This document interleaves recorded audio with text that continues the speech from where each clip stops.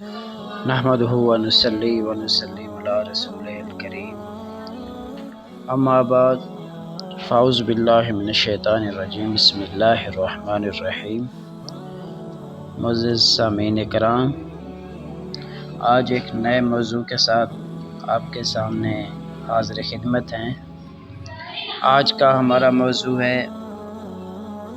سورۃ الفاتحہ کے نام، نزول زمانہ اور اس کے اندر بیان ہونے والے مضامین کے حوالے سے۔ تو سب سے پہلے اس کا نام کے حوالے سے اگر ہم ڈسکس کریں تو اس سورت کا نام الفاتحہ اس کے مضمون کے نسبت سے ہے۔ فاتحہ اس چیز کو کہتے ہیں جس سے کسی مضمون یا کتاب یا کسی شے کا افتتاح ہو۔ دوسرے الفاظ میں یوں سمجھیے کہ یہ نام دباچہ اور آغاز کلام کا ہم معنی ہے۔ یہ تو اس کے نام کے حوالے سے۔ اگر ہم اس کے زمانہ نزول کی بات کریں تو یہ نبوت محمدی صلی اللہ علیہ وآلہ وسلم کے بالکل ابتدائی زمانے کی صورت ہے، بلکہ معتبر روایات سے یہ معلوم ہوتا ہے کہ سب سے پہلے مکمل صورت جو حضرت محمد صلی اللہ علیہ وآلہ وسلم پر نازل ہوئی وہ یہی صورت ہے، یعنی سورۃ الفاتحہ ہے۔ اس سے پہلے صرف متفرق آیات نازل ہوئی تھیں، جیسے سورۃ علق، سورۃ مزمل اور سورۃ مدثر وغیرہ اس میں شامل ہیں۔ اگر ہم آپ صلی اللہ علیہ وسلم کے ابتدائی وحی کی بات کریں تو سب سے پہلے آپ صلی اللہ علیہ وسلم پر غار حرا میں نازل ہونے والی سورۃ علق کی پہلی 5 آیات تھیں، تو اس کے بعد سورۃ مزمل کی کچھ آیات نازل ہوئیں، اور اس کے بعد سورہ مدثر کی کچھ آیات کا نزول ہوا۔ تو یہ کہنا بجا ہوگا کہ آپ صلی اللہ علیہ وآلہ وسلم پر جو سب سے پہلے کتاب میں سے جو مکمل صورت نازل ہوئی وہ سورہ فاتحہ ہے۔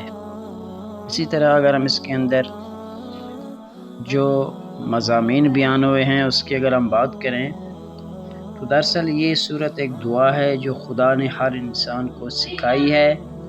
جو اس کی کتاب کا مطالعہ شروع کر رہا ہو۔ کتاب کی ابتدا میں ہی اس کو رکھنے کا مطلب یہ ہے کہ اگر تم باقی اس کتاب سے فائدہ اٹھانا چاہتے ہو تو پہلے خداوند عالم سے یہ دعا کرو۔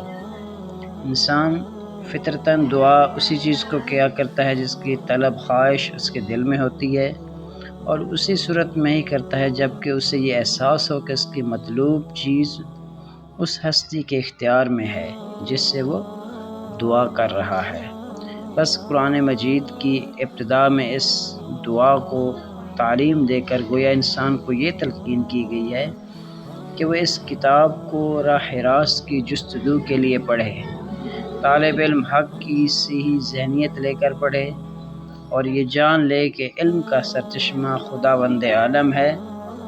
اسی لیے اسی سے رہنمائی کی درخواست کر کے پڑھنے کا آغاز کرے۔ اس مضمون کو سمجھنے کے بعد یہ بات واضح ہو جاتی ہے کہ قرآن اور سورۃ فاتحہ کے درمیان حقیقی تعلق کتاب اور اس کے مقدمے کا سنا نہیں بلکہ دعا اور جواب دعا کا سا ہے۔ سورۃ فاتحہ ایک دعا ہے بندے کی جانب سے، اور قرآن اس کا جواب ہے خدا کی جانب سے۔ بندہ دعا کرتا ہے کہ اے پروردگار میری رہنمائی کر،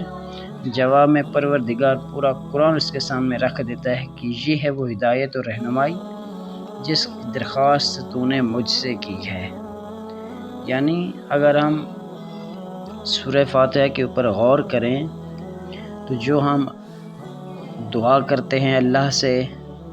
اللہ کی حمد و ثنا بیان کرتے ہیں، اللہ کی پاکیزگی بیان کرتے ہیں، اللہ کی پاکی بیان کرتے ہیں، اور اس کے ساتھ ساتھ اللہ کو ہی تمام عالمین کا رب مانتے ہوئے اس بات کی دعا کرتے ہیں کہ اے باری تعالیٰ کہ ہمیں صراط مستقیم پر چلنے کی توفیق عطا فرما، اس راستے پر جس راستے پر تو نے انعام کیا، نہ کہ ان لوگوں کے راستے پر جن پر تیرا غضب نازل ہوا، اور بے شک ہم نے آپ کی طرف ہی لوٹ کر آنا ہے۔ تو گویا یہ انسان کی دعا ہے، اور اللہ تعالیٰ نے اس دعا کے جواب میں پورا قرآن مجید نازل کر کے یہ بتلا دیا ہے کہ اے انسان تیری دعا کا جو مقصد ہے، تیری دعا کی جو مراد ہے وہ اس قرآن سے پوری ہوگی۔ اس لیے اللہ سے دعا ہے کہ اللہ تعالی ہمیں قرآن پاک پر عمل کرنے کی توفیق عطا فرمائے، اور جس طرح اللہ تعالیٰ نے ہمیں احکامات دیے، اللہ کے رسول صلی اللہ علیہ وآلہ وسلم نے ہمیں اللہ کا پیغام پہنچایا، یعنی سنت نبوی پر عمل کرتے ہوئے ایک طرح سے ہم اللہ اور اس کے رسول کے احکامات کے اوپر عمل پیرا ہو سکتے ہیں۔ تو اللہ سے دعا ہے جو کچھ